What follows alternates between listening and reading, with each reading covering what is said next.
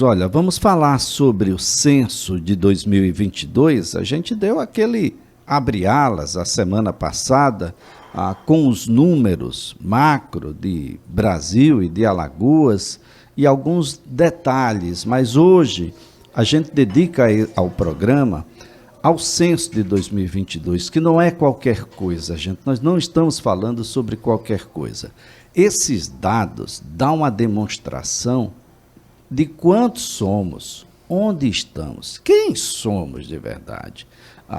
Dá uma ideia muito clara. É claro que detalhes, minúcias, isso pode ser abordado por cada unidade da federação, por cada município de cada unidade da federação, mas nos diz com clareza e cada vez com mais tecnologia para garantir de que essa informação é real, do tamanho de cada um, da cor de cada um, do gênero de cada um, da expressão de qual é o Brasil real. O censo 2022 mostra o Brasil real, o Brasil atual.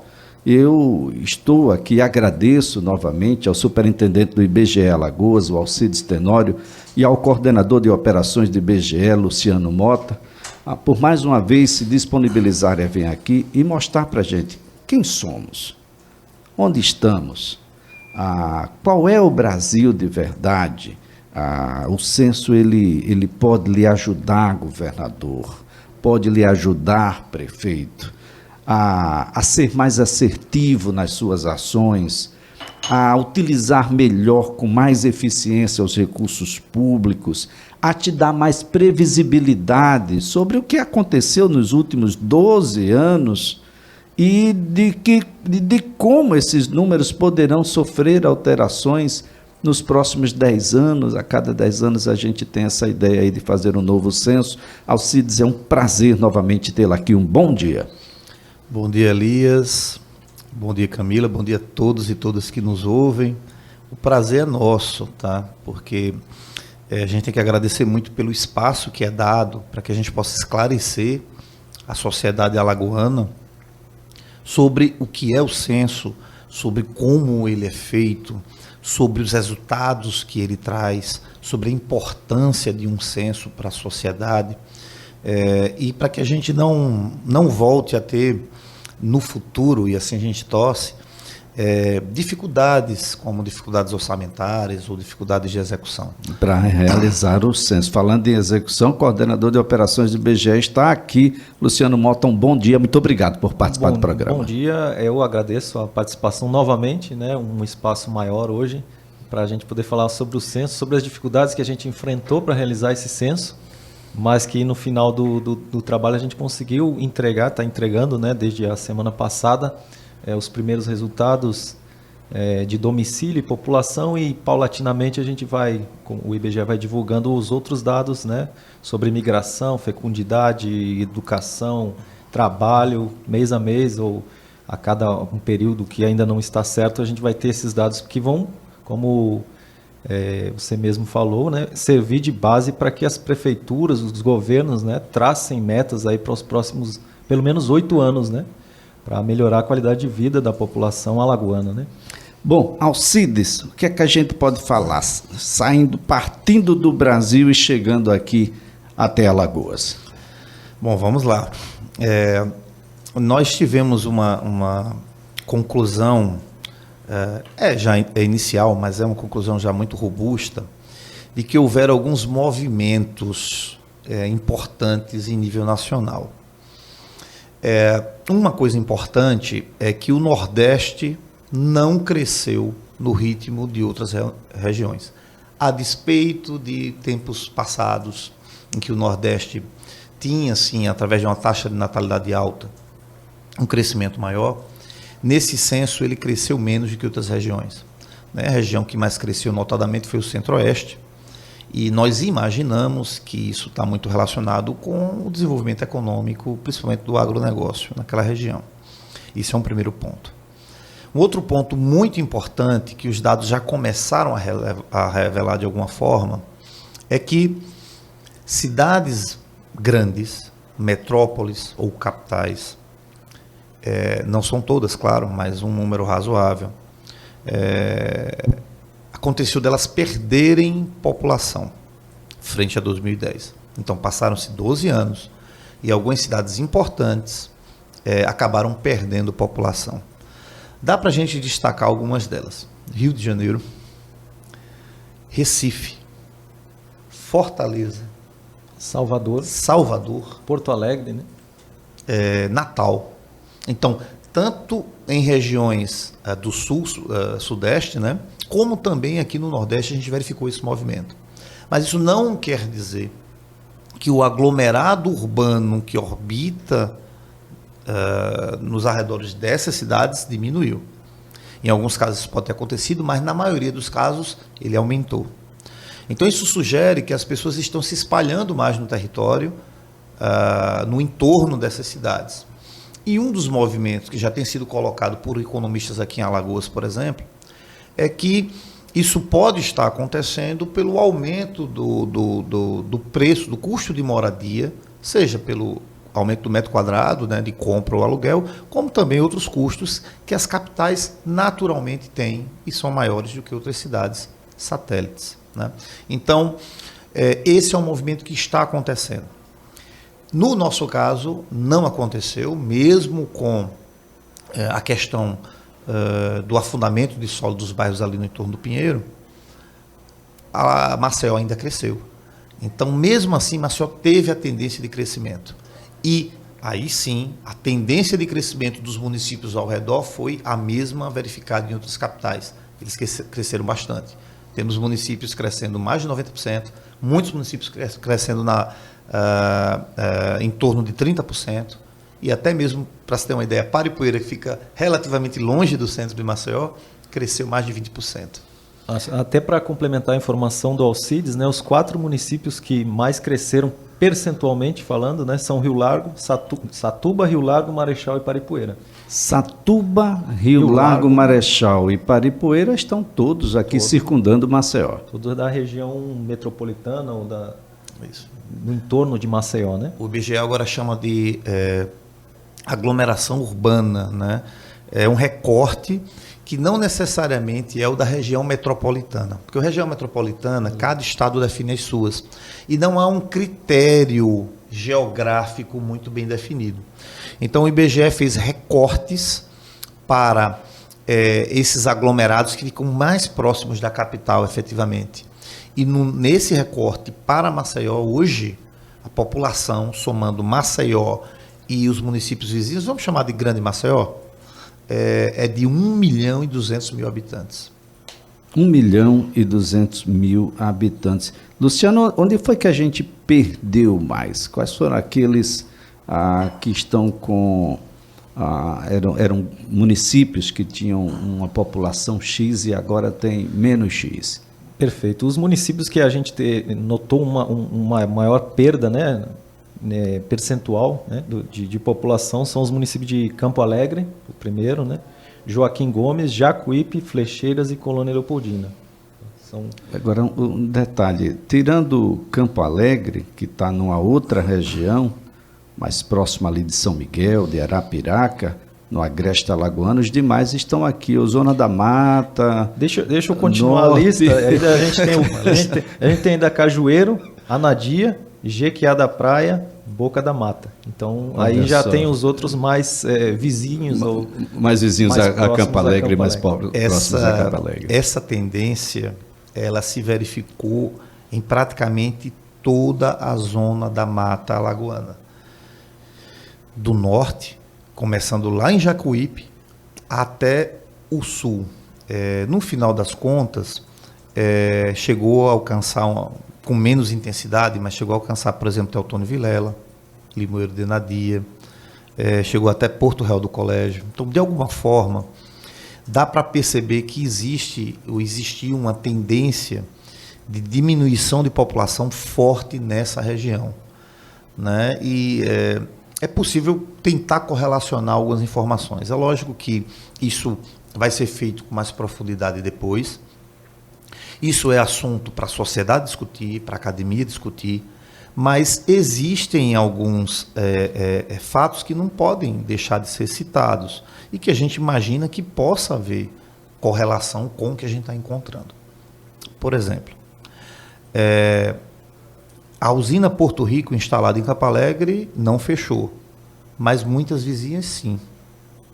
A usina Triunfo, em Boca da Mata, era uma fábrica muito grande, gigante, que produzia 3 milhões de sacos de 60 quilos de açúcar. A Cansanção Sinimbu estava também no município vizinho, Jequiá, produzia 1,8 milhão e também fechou. A Roçadinho era vizinho, em São Miguel dos Campos, fabricava 1,8 milhão de sacos e quebrou também. As usinas também tinham destilarias anexas, que produziam o etanol em grande quantidade, próximo a 100 milhões de metros cúbicos.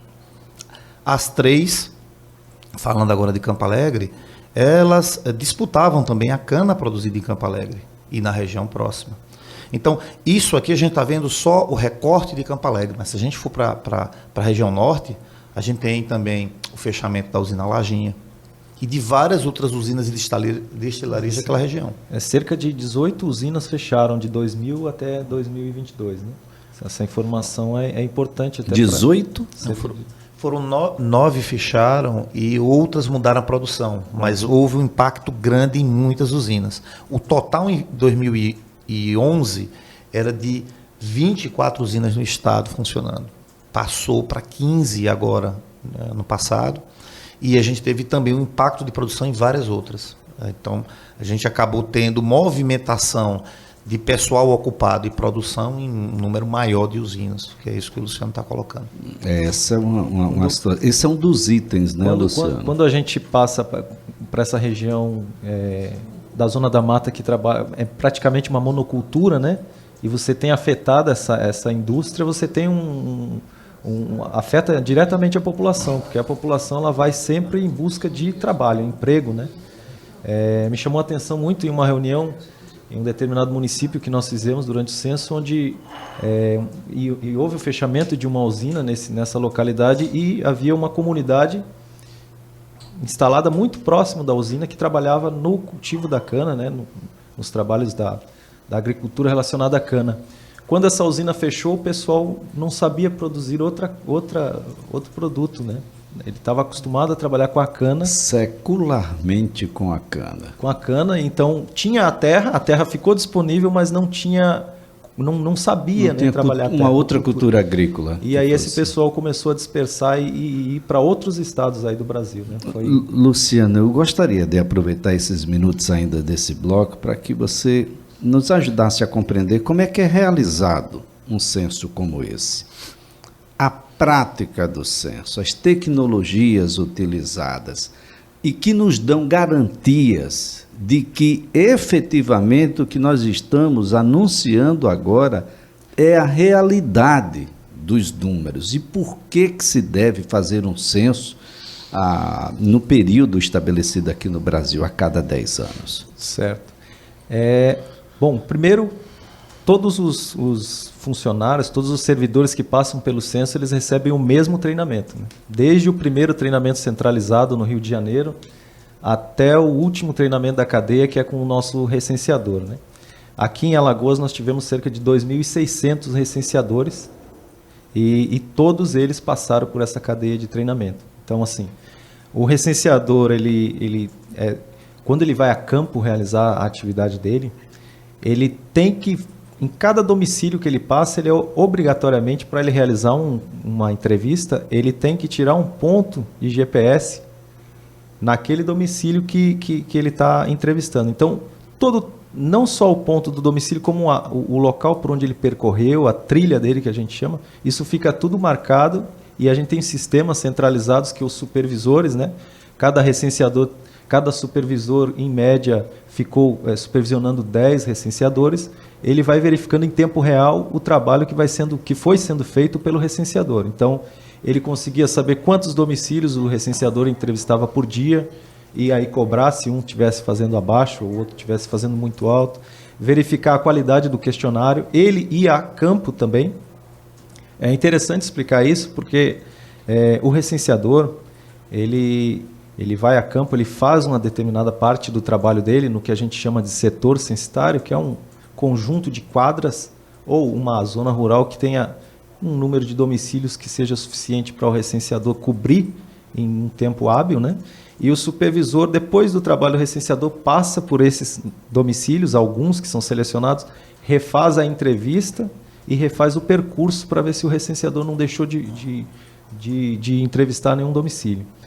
Além disso, a gente trabalhou com imagens de satélite atualizadas e no sistema fica muito tranquilo de verificar se o recenseador pulou alguma parte do setor, se ele deixou de cobrir. Agora é tudo digital, não é? Tudo Ou seja, cada informação que é registrada, o questionário foi concluído, necessariamente essa informação já vai para o sistema. Todos os nossos recenseadores trabalharam com um chip, né, de telefonia nos DMCs, né, dispositivos móveis de coleta, e assim que eles faziam a entrevista, eles tinham a possibilidade de fazer essa transmissão para a central. Então, em questão de 3, 5 minutos, o supervisor já poderia ver aquele questionário e principalmente ver a rota desse recenseador, ver se ele não deixou nada para trás, que é uma coisa que poderia acontecer, né? Em 2007...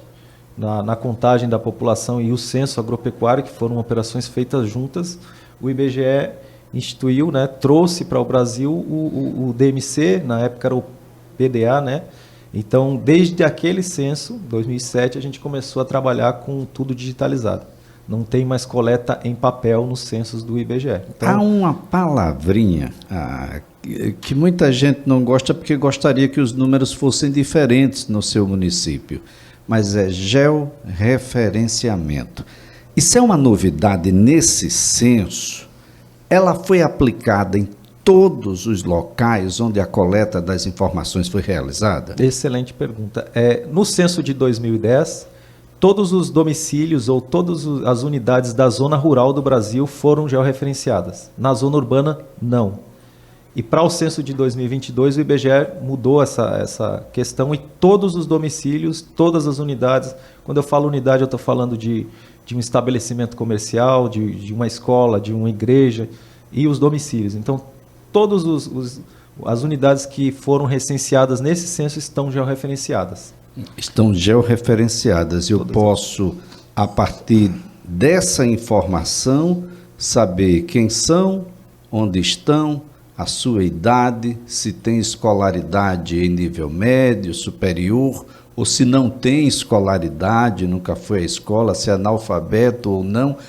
Eu posso saber agora, gente, se o seu José e a dona Maria, lá na fazenda, a fazenda pequenininha do município X ou Y aqui, todas as informações, ou pelo menos as informações que são mais relevantes para que o poder público possa agir. É isso. O IBGE, ele vai conseguir dar um recorte, desculpa, ainda melhor do que no censo passado, porque vai ser possível definir áreas onde eu quero pegar informação. Então, não só pelo setor censitário, mas há uma possibilidade grande de que a gente possa, por exemplo, estudar uma margem de um rio ou uma determinada avenida, porque agora é tudo georreferenciado. Então, as possibilidades vão ser infinitas.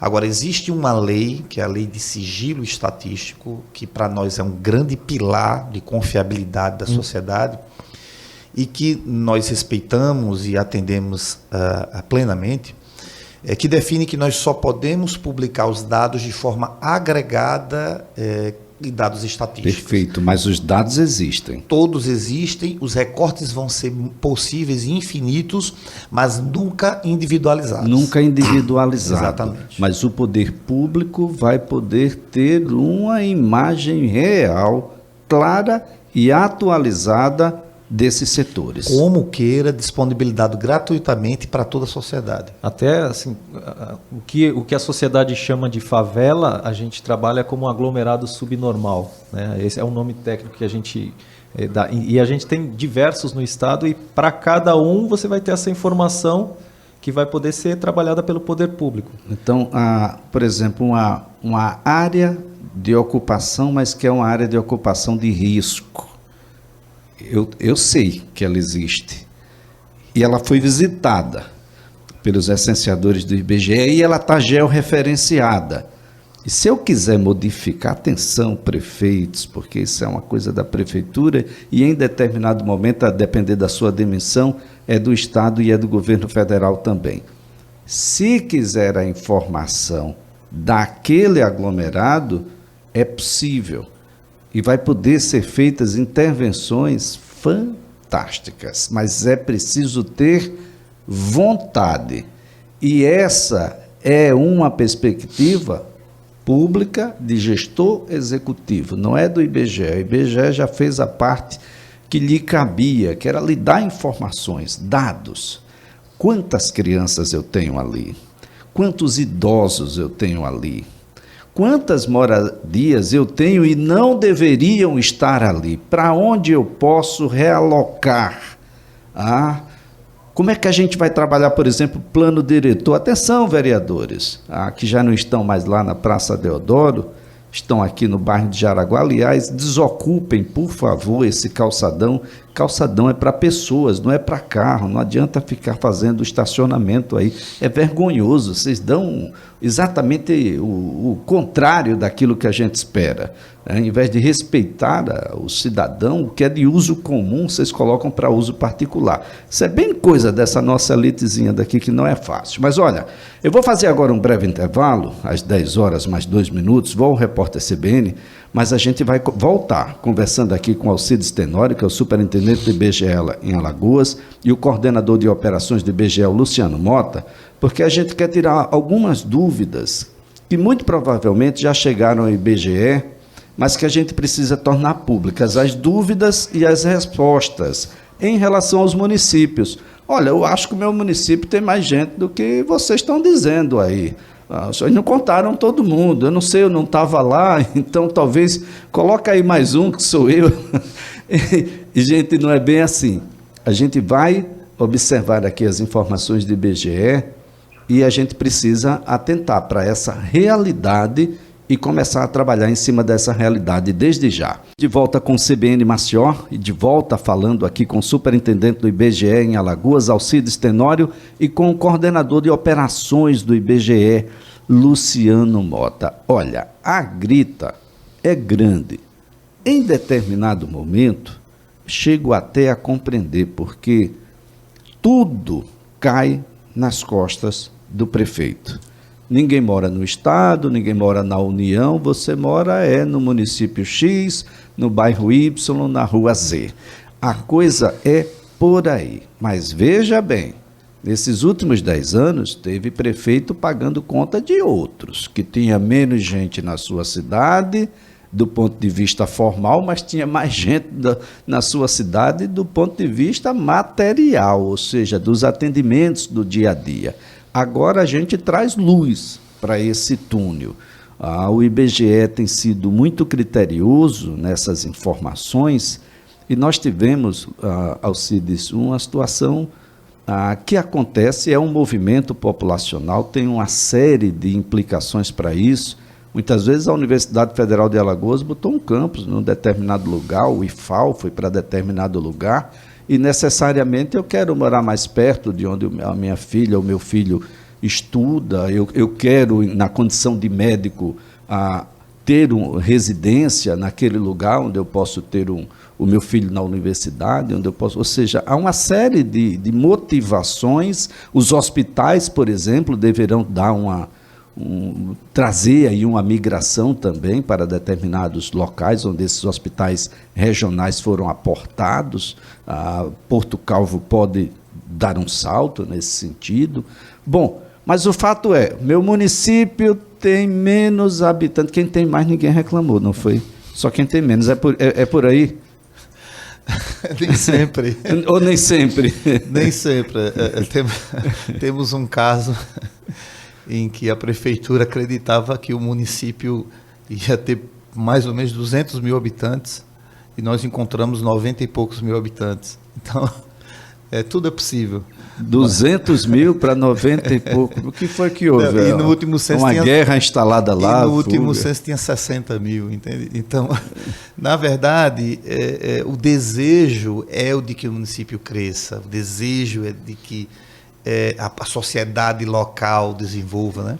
Mas, na prática, o que a gente encontra é o que é contado. O IBGE conta. Não, e tem uma informação importante que é você vê as cidades crescendo. Hoje em dia você consegue perceber elas crescendo pelo número de domicílios.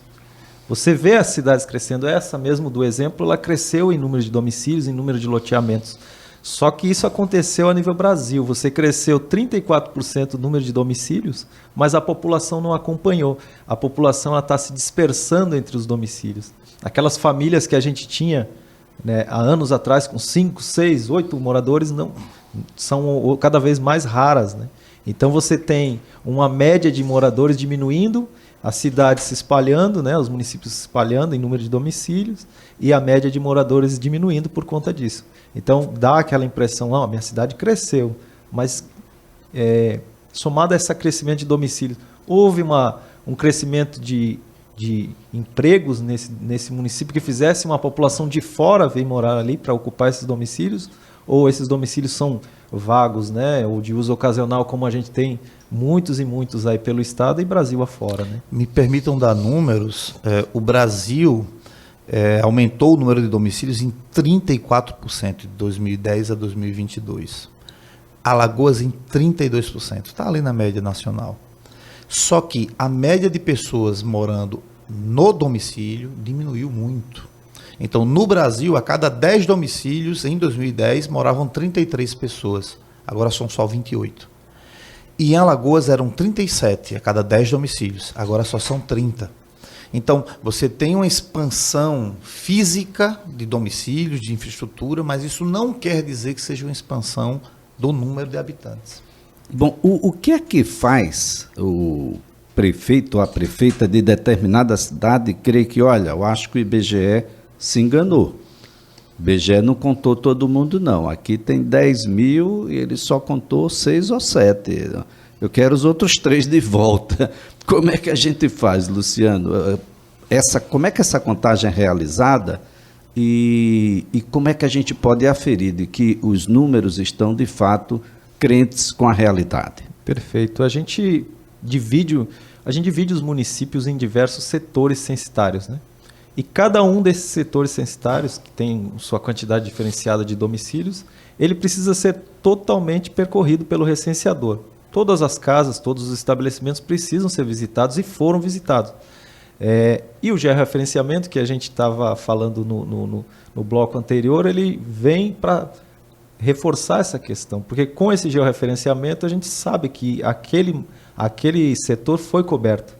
E o nosso recenseador, para você ter uma ideia, ele só recebia o salário dele após 3 supervisões do supervisor dele. Então, o supervisor ia acompanhando o trabalho durante o mês ou mês e meio de trabalho do recenseador e, ao final, ele tinha que dar um ok para que aí sim o recenseador recebesse o salário dele, né, depois do trabalho concluído. Então, a gente tem certeza até por uma imagem de satélite, por pontos, por coordenadas, a gente tem certeza que os dados, que os setores foram plenamente cobertos, né? O encadeamento de controle de qualidade, ele vai além. Ele passa pelo supervisor, passa por níveis de coordenação, que tem acesso também a sistemas de informação que mostram indicadores de coleta, quantidades, comparando o que era esperado com o que foi encontrado, e novos pedidos de supervisão podem ser gerados. Ainda passa por sistemas de controle com imagem de satélite, passa por um sistema de controle que nós fizemos aqui com a nossa equipe de base territorial, que fez uma segunda avaliação de imagens de satélite. Para se ter uma ideia, na zona rural, mesmo depois de nós termos percorrido todo o território, mesmo depois de termos mandado os supervisores, depois dos recenseadores, e mesmo depois de termos avaliado nosso sistema padrão, que a gente chama de PGI, que é o sistema onde a gente analisa a foto satélite, procurando ligações elétricas ou posteamentos para ver se o recenseador foi, se tem os pontos do IBGE.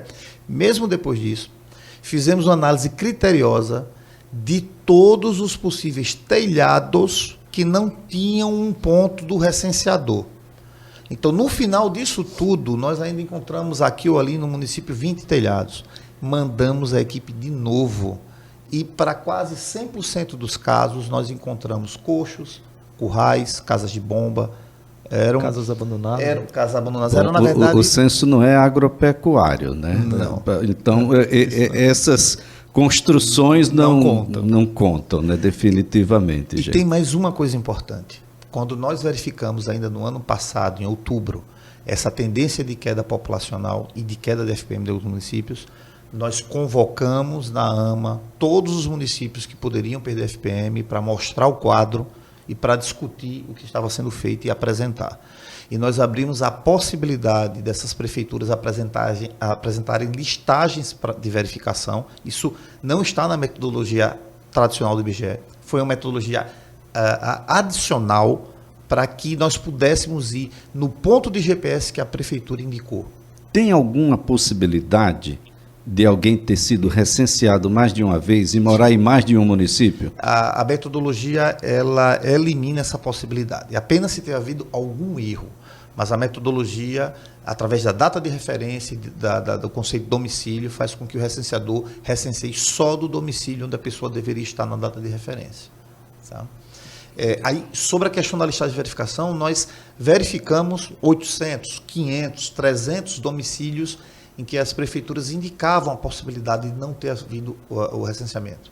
E, pasme, um número muito pequeno realmente condizia com a falta de recenseamento, e isso não dava nem 1%, na maioria dos casos, do total de domicílios do município, o que está totalmente dentro da margem de cobertura de um censo. Olha só, teve algum caso, Luciano, em que, a grita foi muito grande e a gente teve que voltar lá no município e, vamos recontar aqui para ver se nós não temos o dom da verdade, mas vamos verificar aqui se de fato a gente tem um equívoco que seja de grande monta, porque eu tenho uma crença de que em alguns casos contaram 10 e era para ter 30, 40, 50, e tem casos nesse sentido?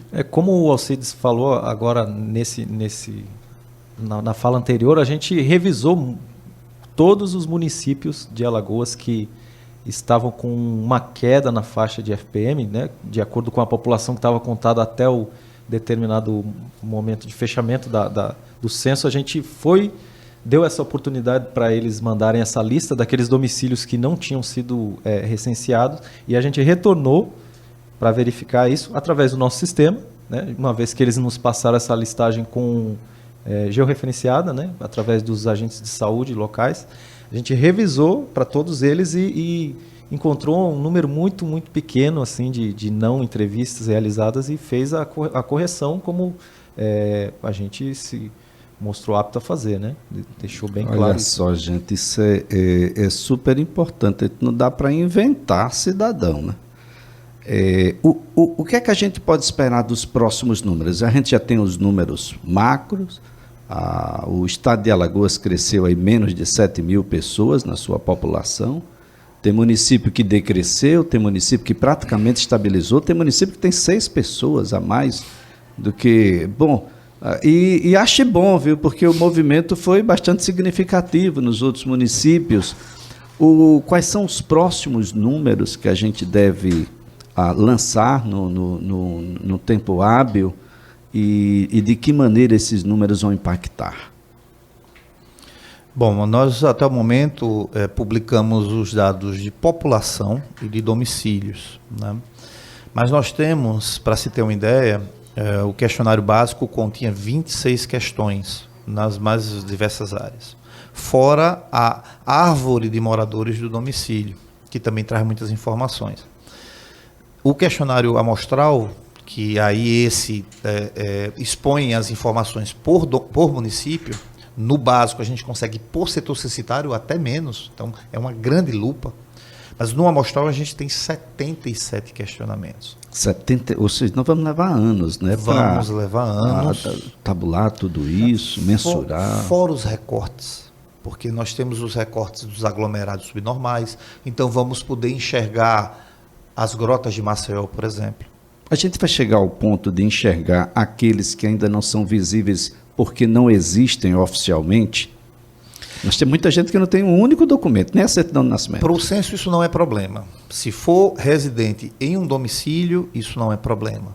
A única população que o censo não capta é a população de rua, que não improvisou um domicílio para morar.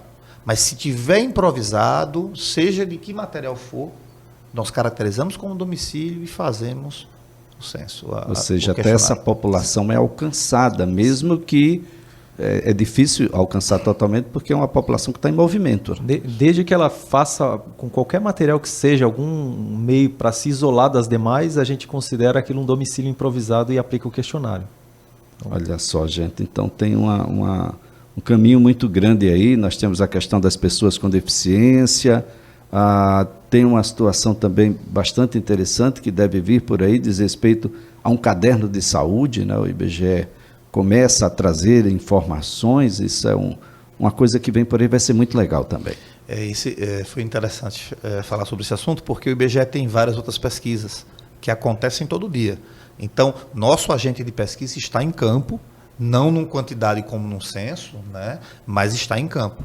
E esse caderno faz parte da nossa principal pesquisa, fora o censo, ou pelo menos da nossa pesquisa que mais chama a atenção, que é a PNAD. E aí ele tem um caderno que está sendo lançado agora, essa semana, com aspectos de saúde e deficiência. E imagino que seja uma oportunidade para a gente conversar um pouco sobre dados de Alagoas e também de Maceió. Serão dados macro, né? A capital, até porque detém ainda assim praticamente 1/3 da população do estado, ou próximo disso, e o estado como um todo com as demais regiões.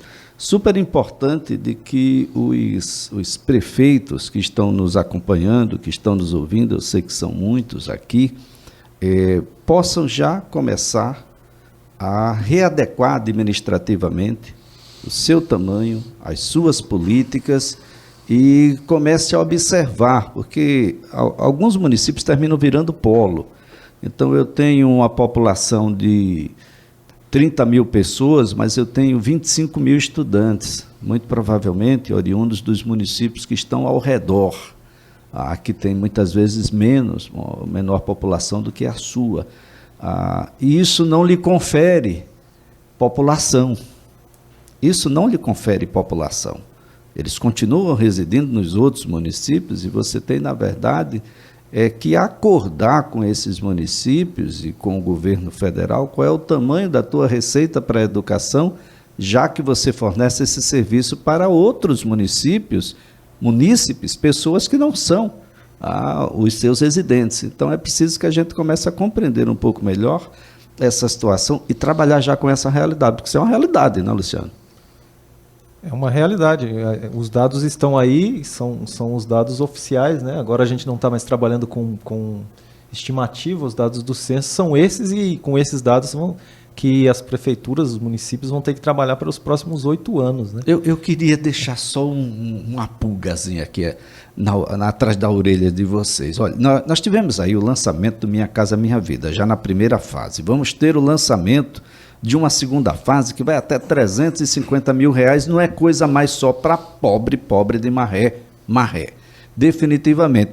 Mas o censo trouxe uma questão que eu acho muito interessante, para a gente rediscutir essa situação da casa própria no país, porque a cidade de Barra de São Miguel, tem mais residentes, que deve ser outra coisa que não pessoas humanas. Tem muita residência, gente, que está lá, desocupada, não é isso, Luciano? Com relação aos domicílios, a gente tem 2 definições de domicílio que não são ocupados, né? Que a gente chama de domicílio vago, é aquele que está para alugar, e o domicílio de uso ocasional, que é aquele que a pessoa vai final de semana, vai num feriado. E na Barra de São Miguel, a gente tem constatou no censo 3.524 domicílios de uso ocasional, ou cerca de 56% dos domicílios do município não tem um morador de fato. Então eles passam um final de semana ou férias, mas não reside ali. Com relação ao domicílio vago, a gente encontrou para Alagoas cerca de 278 mil domicílios na situação de domicílio vago. 278 domicílio vago, só para a gente compreender o domicílio conceito. vago é aquele que está ali à disposição para alugar ou para vender. Uma pessoa que tenha mais do que um domicílio, mas que não utilize para um final de semana. É um domicílio que está para especulação, possivelmente. Aí vai a pulguinha atrás da orelha. A gente não tem concentração de renda não, né? Nesse estado, nessas cidades, nesses balneários aqui na capital, tem concentração de renda não. Então a gente vai fazer mais residências quando tem uma série, uma infinidade delas, e vamos ocupar mais solo, criar mais dejetos, com mais complicações, mais problemas de infraestrutura, mais saneamento e mais pontos, né, gente, para o IBGE trabalhar no próximo censo também. A situação não é fácil não. Alcides, eu quero então aqui agradecer sua participação, parabenizando a todos que compõem o IBGE. Bom, o agradecimento é todo nosso, Elias, pelo espaço, pela oportunidade de conversar, de explicar como foi feito o censo, explicar o nível de tecnologia que foi empregado, as cadeias de controle, explicar tudo o que nós fizemos, todo o esforço para entregar o melhor censo possível. E estamos à disposição. Luciano, prazer tê-lo aqui, muito obrigado mesmo. Prazer é meu, muito obrigado pelo espaço. Olha, a nossa conversa aqui foi com o superintendente do IBGE em Alagoas, Alcides Tenório, com o coordenador de operações do órgão, Luciano Mota.